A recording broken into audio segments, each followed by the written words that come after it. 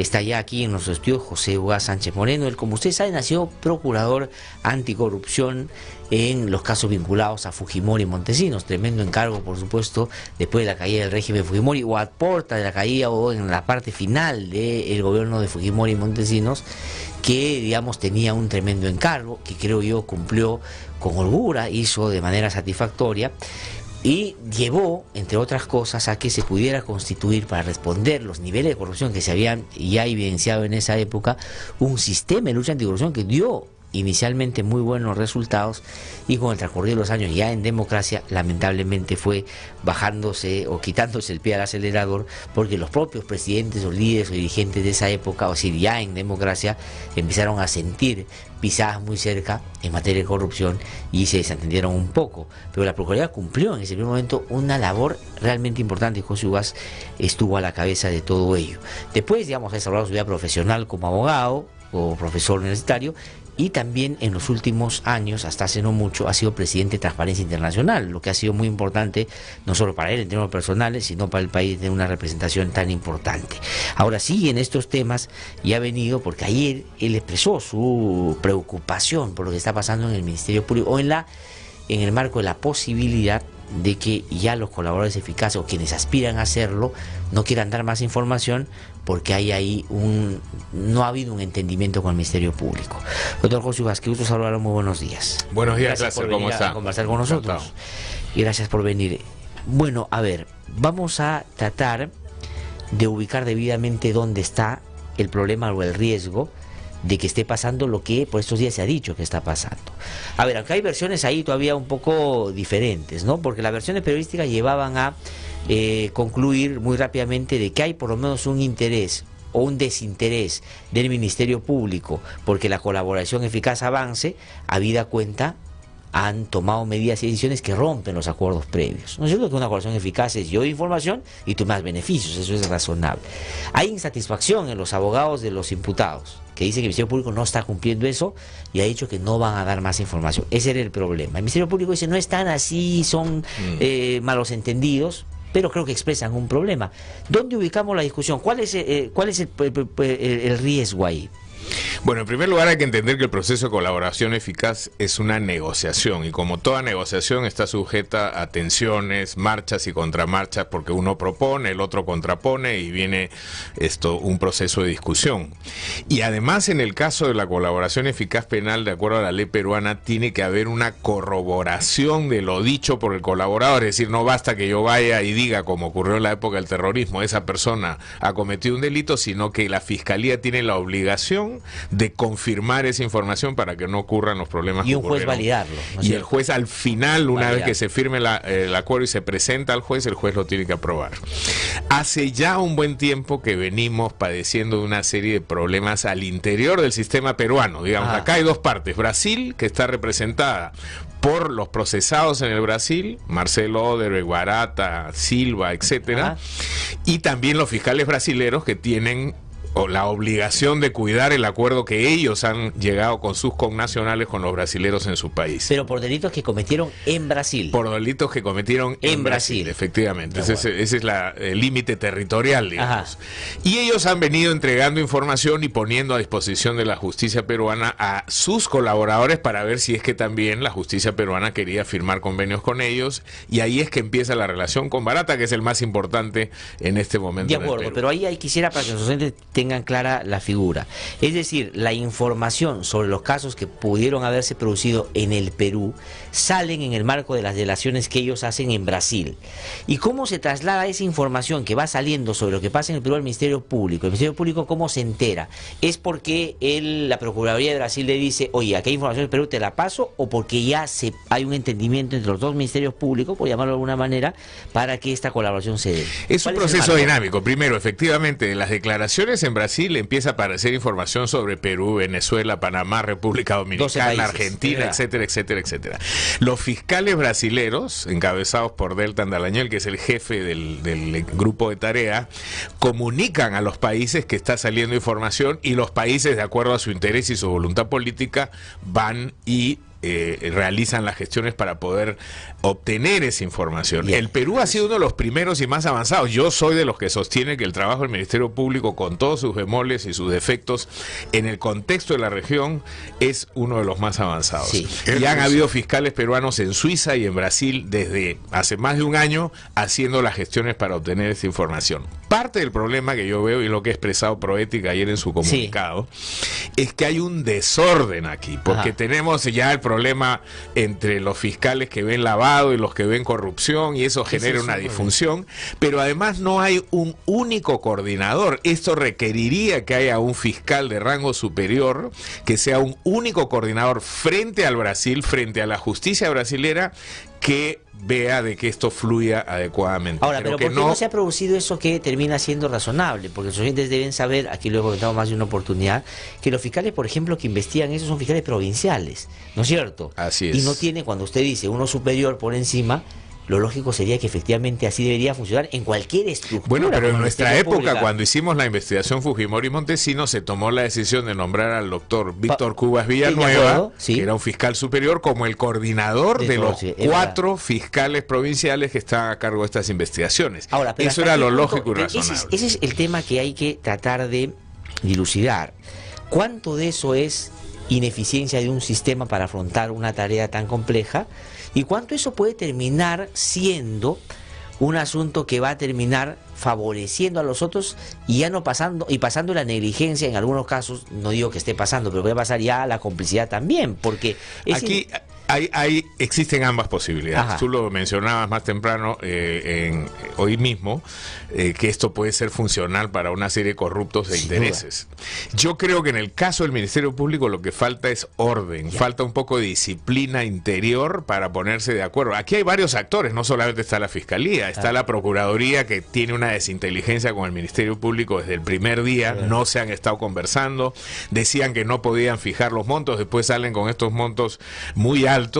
Entonces todo eso genera una serie de tensiones. Un problema es la incapacidad administrativa de ordenarse, y otro ya es la intencionalidad de perjudicar esto, y ahí estamos, como tú mencionabas bien más temprano, el tema de la demagogia. Ajá. Cuando surge el caso Lava Jato, los demagogos inmediatamente, que se vayan los brasileros, que corten todo, no queremos volver a saber de ellos, etcétera, etcétera, que etcétera. Vayan presos, porque con no el les abren cuento juicio, de que no hay porque que permitir la impunidad, sueltan una prédica demagógica que lo único que hace es perjudicar las investigaciones. ¿Qué diferencia, por ejemplo, con lo que está haciendo el juez Moro en el Brasil? Ajá.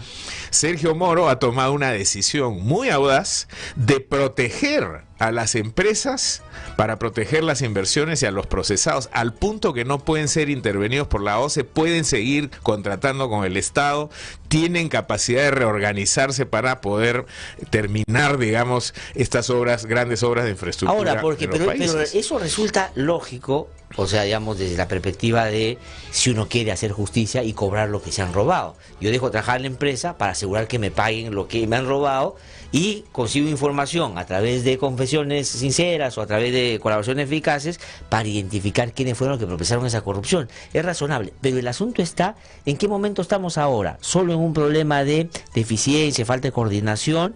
No estamos en un momento en el que pueda haber un juego dentro del Ministerio Público que esté buscando favorecer a algunos.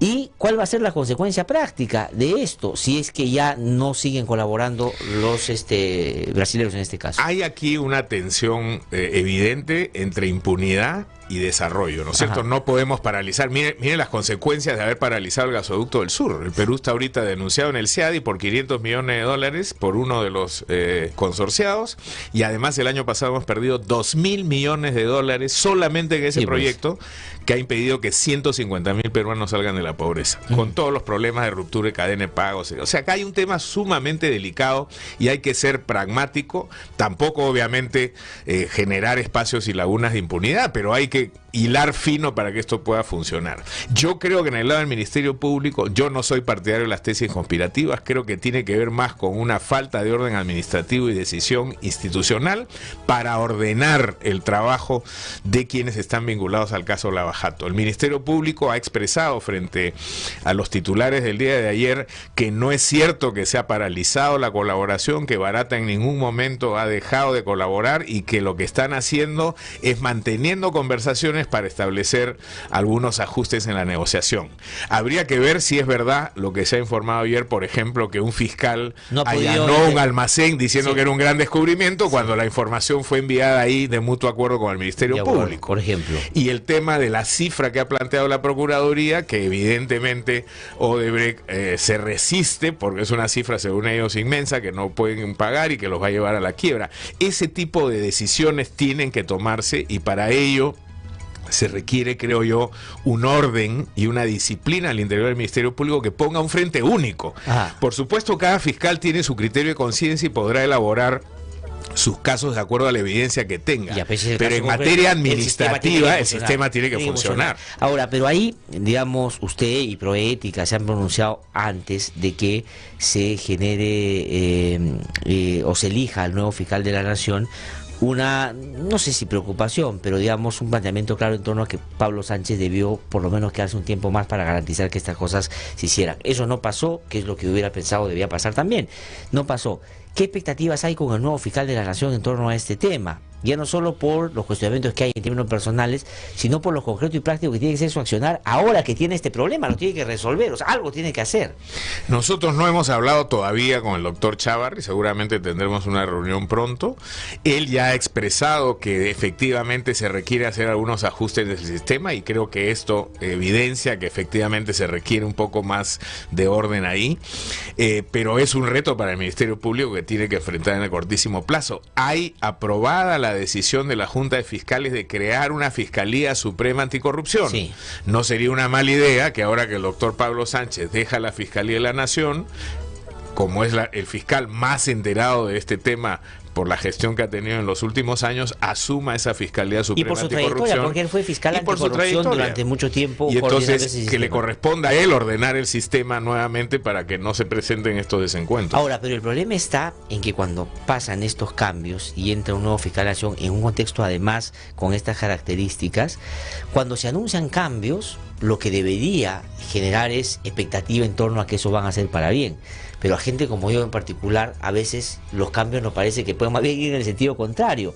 Y ya no discutir en torno a mejorar el sistema, poner un coordinador, que tenga una fluidez en el intercambio, sino que empiecen a sacar a esos fiscales que están haciendo bien su trabajo bajo la lógica de que ahora ponemos a otros que van a estar más relacionados a esta nueva... Ese es el problema también, es el riesgo del otro lado, ¿no? Sí, esperemos que eso no sea así. Ya vimos lo que pasó con la Procuraduría hace algunos años atrás, que hubo un desmontaje por intereses políticos. Yo espero que eso no ocurra, pero en todo caso estaremos atentos para hacerlo conocer y, digamos, plantear nuestra posición como organismo de la sociedad civil. Ahora, ¿cuál sería la consecuencia práctica, muy concreta, si es que eso que se ha publicado es verdad y se mantiene en esa línea los abogados y los propios imputados, en el caso de, estoy hablando de los directivos de esta compañía y de otras, que no quieren ya colaborar?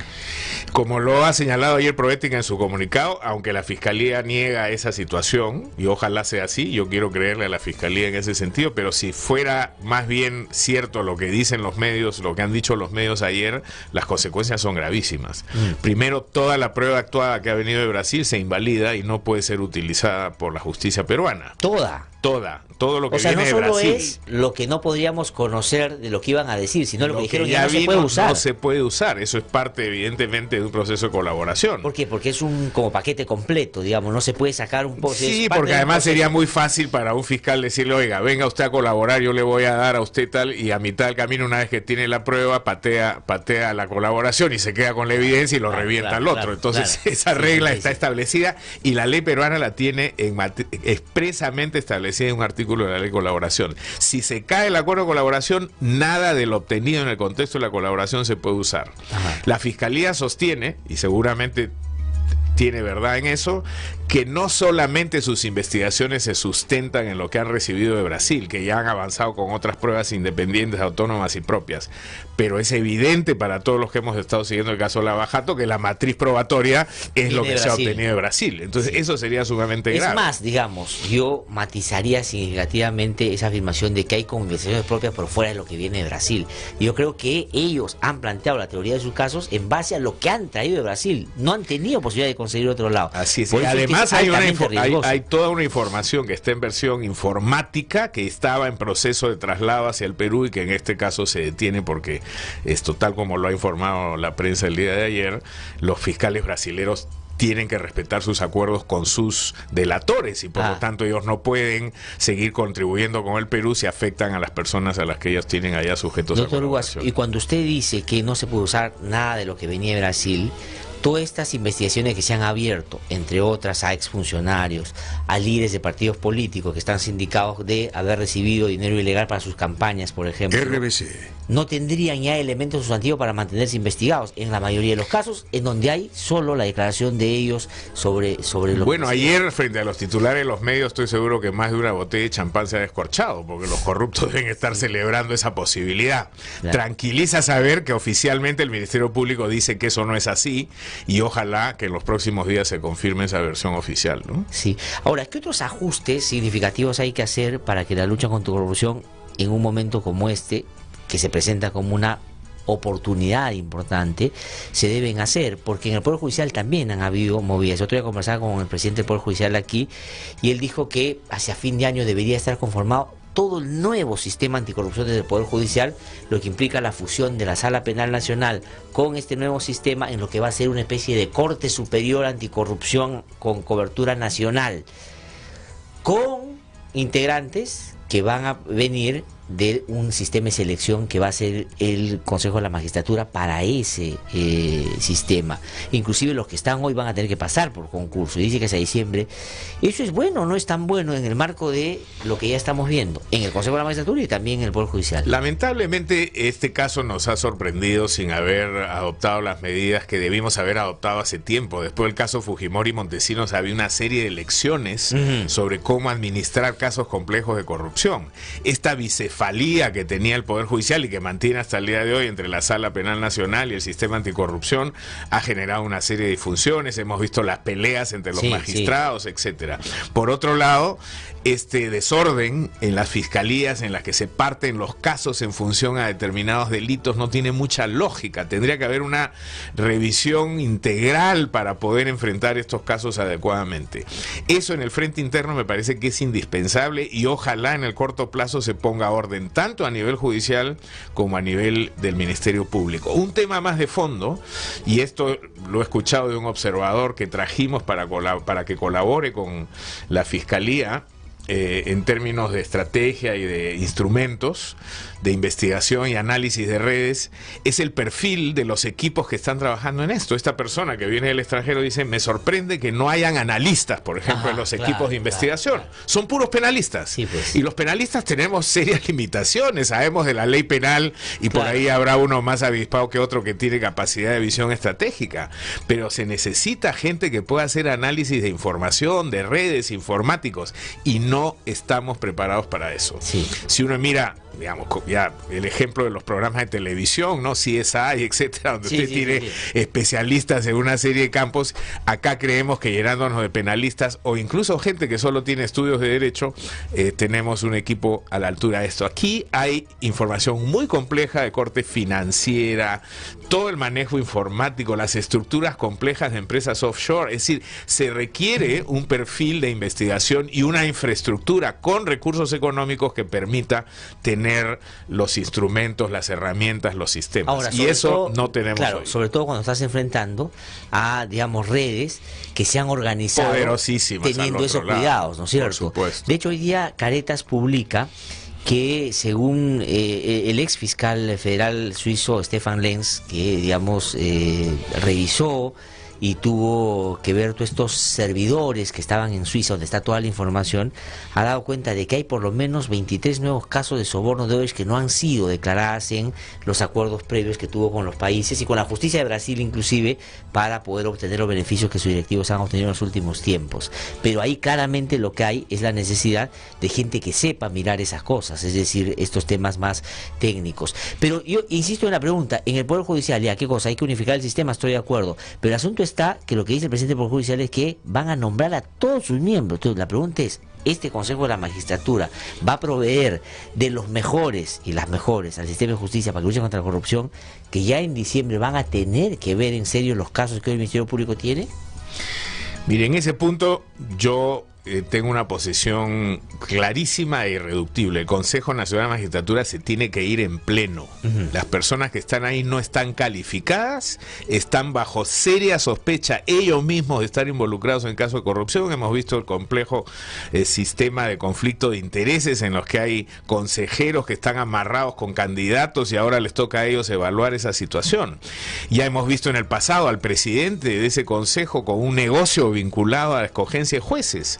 Entonces están totalmente descalificados y eso es algo que no deberíamos permitir que se mantenga y por lo tanto todo lo que provenga de ese Consejo Nacional de Magistratura va a ser un desastre. Ajá. Y un golpe sin duda muy severo para la lucha anticorrupción. Ahora, en entonces, este país. lo correcto debería ser que el Poder Judicial, en su interés de fortalecer el sistema anticorrupción, haga esta fusión, pero que mantenga a los jueces que ya están viendo estos casos y no abra un concurso. No, eso porque sería, ahí sí, eso yo sería también creo que peligrosísimo. Duverger Rodríguez se equivoca, porque él dice, para que no se quejen de la sala penal, que solo a ellos los queremos cambiar, vamos a cambiar a todos. Y es un error, me parece. Eso es un error estratégico. Ahora, tampoco Duverger Rodríguez ya lo va a ver, porque el presidente del Poder Judicial entra en diciembre. ¿Y qué lógica traerá también sobre estos temas? Que ese es otro problema, ¿no? Bueno, ahí hay otro problema grave, ¿no? Porque efectivamente el doctor Rodríguez ha tenido un compromiso con el tema anticorrupción, preside la CAN, la Comisión de Alto Nivel contra la Corrupción, y si se confirman los rumores de quienes se pintan como posibles presidentes de la Corte Suprema en la próxima elección o del Poder Judicial, esto va a ser francamente lamentable, ¿no? Ahora, ¿qué impide, ya sacándole un poquito más de los casos a una discusión un poco más amplia sobre políticas de lucha anticorrupción, que este gobierno, o esta segunda parte del gobierno de Peruanos por el Cambio, no le haya prestado mucha atención a este tema, a pesar de que su origen es la salida de un presidente, entre otras cosas por imputaciones de corrupción, que sería una magnífica oportunidad? Además del presidente Vizcarra no se le conoce vínculo con odio, no está vinculado a grandes escándalos y podría tener, digamos, la viada para poder hacer algo. ¿O está haciendo algo que no estamos viendo todavía y dimensionando correctamente? Mi percepción es que no lo entienden. Ajá. Simplemente no entienden la dimensión, la importancia, viniendo de una situación tan compleja como la que viene, que es un presidente vacado o renunciado por casos de corrupción o acusaciones de conflicto de intereses, debieron darle una atención prioritaria y efectiva, pero más allá de un gesto, parece que es un gobierno que tiene muchos y varios tipos de gestos. Ajá. En la práctica no ha pasado absolutamente nada. La presencia del presidente Vizcarra en la primera reunión de la CAN que tocó a su gobierno fue un interesante modo de decir, entiendo lo que está pasando y me interesa al punto que vengo y me siento aquí con ustedes a discutir, pero luego de eso, cero. Sí, pues. Pero parecería que sí en el Congreso hay más claridad, por lo menos en los objetivos, que lamentablemente no son los de las mayorías, porque ahí sí hay una férrea defensa, por ejemplo, a que se impide el control de determinados sistemas que han servido para lavado de activos, como las cooperativas, para poner solo un ejemplo, y varias otras que están pasando ahí. Es decir, por un lado un gobierno poco interesado en avanzar en una lógica de lucha anticorrupción, pero en un Congreso claramente vinculado a impedirla. Bueno, pero esa es la peor mezcla, ¿no? Ajá. La inacción claro. por un lado y la arremetida de los corruptos o sus intereses por el otro. Eso lo que va a traer finalmente es un caos y un desarme de lo que se ha podido avanzar. Y yo creo que sí se ha avanzado interesantemente en estos tiempos en las investigaciones. La Comisión Lavallato, ¿dónde se inscribe? Digo, la del Congreso, ¿cómo se inscribe en el marco de esa relación Congreso-Ejecutivo a propósito de la descripción previa? Porque su presidenta ha salido a decir hace poquito que ya a algunos corruptos les hubiera gustado que esa comisión sea raquítica, o sea, haciéndonos entender que ha sido pues una comisión formidable. Como todas, ¿no?, las comisiones del Congreso que meten como sus todas, narices, digamos, como todas las comisiones del Congreso que se meten en temas que son propios del Ministerio Público. Sí. Lo único que generan es ruido y disfuncionalidad. Y en este caso de esta comisión en particular, además han habido muchas acusaciones de sesgo en la forma como han planteado las investigaciones para perseguir a sus enemigos y encubrir a los miembros de su partido. Hemos visto además problemas adicionales como el presupuesto inmenso que han manejado para contratar a personas que no tienen el perfil adecuado para ese trabajo, y entonces ya algunos miembros de la minoría de esa comisión están señalando que el resultado es nulo. Es Ajá. decir, que después de todo este tiempo y todo este dinero que se ha invertido en esa comisión, como era de esperar, lo único que hemos tenido es ruido político. Su gran logro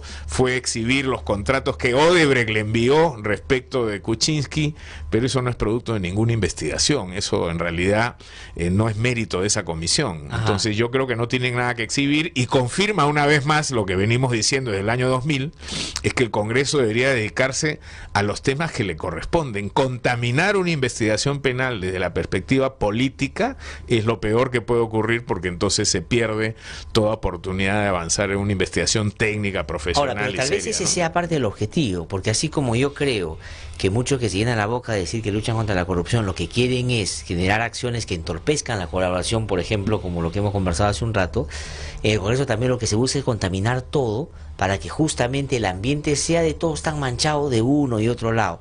Y ahí le hablo sobre los ataques inclusive a periodistas por este tema de corrupción. Creo que el señor Luis Nava, si algo ha hecho el fin de semana, lejos de defenderse las imputaciones, ha evidenciado esa estrategia. Acusar a los periodistas, bueno, tú también trabajaste para Odebrecht, todos aquí, y se quejan. No todo lo que hicimos algo con Odebrecht somos malos.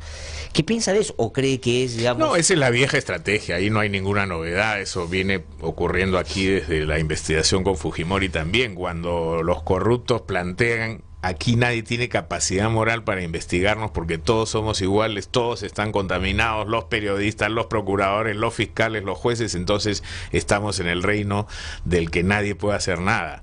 Pero esa estrategia equivale a la misma de los corruptos que fugan del país y dicen soy un perseguido político. O sea, ese libreto está totalmente desgastado. Ese lo usaron, por ejemplo, los que fueron afectados por las investigaciones que, entre otras cosas, impulsó la Procuraduría en los 90. Por supuesto, usaron los dos. Ajá. Usaron soy un perseguido político y se corrieron y pidieron asilo y se fueron a otros países, varios de ellos. Ajá. Y también hay que recordar que hubo las campañas mediáticas en La Razón con estas portadas para generar asesinato de carácter contra quienes estábamos haciendo las investigaciones, diciendo son peor que Fujimori, son corruptos, en algún momento estuvo vinculado a tal o cual defensa, a tal empresa, etcétera. Entonces ahí no hay novedad. Eso es parte del libreto típico de Ahora, no hay novedad en la manera como ellos responden, pero tal vez sí hay un elemento de novedad en el sentido de que es una reacción un poco desesperada frente a que parecería se sienten un poquito más... Bueno, evidentemente... A un corrupto lo que no le interesa es que le pongan luz encima. Ya. Y ustedes, los periodistas, se encargan de eso. Sí. Hay que recordar a Orellana. Orellana querelló a más de 23 periodistas, sí. ¿no? Y eso finalmente fue lo que generó su caída, ¿no? Sí. Entonces, a mí, hasta cierto punto, me parece interesante que empiecen a enfrentar a la prensa, porque esto, de alguna manera, lo que hace es mejorar la capacidad de investigación. Y claro, lo que quieren es que centremos la discusión en este tipo de calificaciones en varios y no entremos al fondo. Pero un ratito entro al fondo. El caso de Luis Nava, a usted, por todo lo que se ha conocido en estos excelentes reportajes que ha hecho Daniel Llovera, que yo saludo, es un excelente periodista, dan cuenta de que efectivamente haya habido un crecimiento a la par de una empresa que era del señor Nava y sus hijos, ¿no? Versus lo bien que le iba a Odebrecht con obras de gran infraestructura. Yo creo que por lo menos en la línea del tiempo coinciden. Si no quieren entrar... Llovera es un periodista serio y creo que la información que ha puesto ahí es objetiva. Ahora esto tendrá que ser materia de una investigación propiamente penal, pero efectivamente los indicios que están puestos sobre la mesa ameritan por lo menos una investigación preliminar que confirme la hipótesis o la descarte de que ha habido aquí una relación impropia entre esa empresa y sus representantes, sus propietarios y la empresa Odebrecht, ¿no? Sí, dos últimas preguntas ya para terminar, agradeciendo su visita, doctor José Ugaz, con cargo a que sigamos conversando sobre otros temas. Digamos, no es que eso sea una novedad, pero en los últimos tiempos suena más algo que puede terminar siendo muy familiar para usted, porque los investigó, y es que estamos retornando a las épocas fujimontesinistas. No digo al desempeño de un fujimorismo que usa alguna de sus prácticas, sino por ejemplo que en el Congreso quien da la seguridad es no solo el guardaespaldas de Fujimori, sino que han hecho un grupo de trolls para perseguir a congresistas. Va a estar Johnny Alejandro un ratito acá, que es uno de los que están persiguiendo de una manera atroz, pero además de eso están haciendo seguimiento, se habla de que ponen cámara, micrófono, que lo de Kenji Fujimori puede haberse montado. Eso sí es una cosa ya diferente, digamos, ¿no? Es un atisbo, ¿no? Yo no haría una comparación equivalente porque creo que la forma como se organizó y se utilizó el servicio de inteligencia era otra cosa. Ahora tenemos un Mamani, tenemos a este señor del Congreso, a un Gibaja, trayendo gente, organizando y troleando e insultando, etcétera. Es un atisbo que puede ser un riesgo en el mediano plazo si es que no se toman las decisiones apropiadas. Ese señor tiene que irse del Congreso.